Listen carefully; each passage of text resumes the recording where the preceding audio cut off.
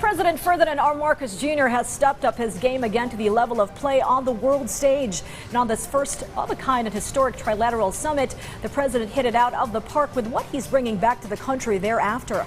And how Solons and business groups all hail this hugely successful foreign trip, as our Melalas Moras reports.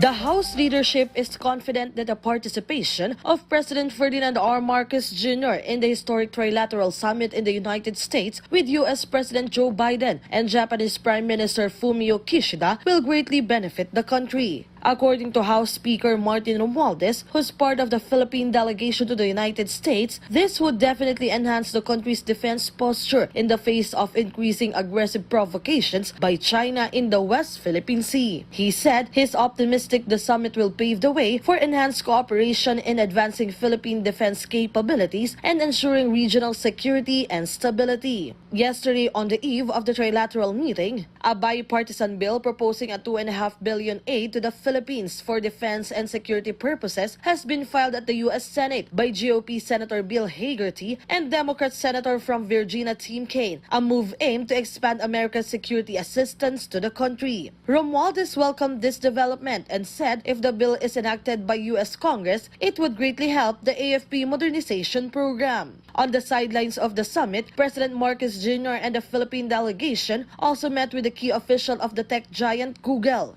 as well as the officials of the international firm Ultrasafe Nuclear Corporation and Japan Chamber of Commerce and Industry. And the discussions focus mainly on investments, digitalization, and economic growth. According to House Assistant Majority Leader Zia Alonto Adjong, they applaud the efforts of the administration to engage in constructive dialogue that aims to promote peace, stability, and economic growth in the Indo-Pacific region. In a press conference in Quezon City, several business groups also said they are hopeful about the outcome of the administration's trip to the U.S.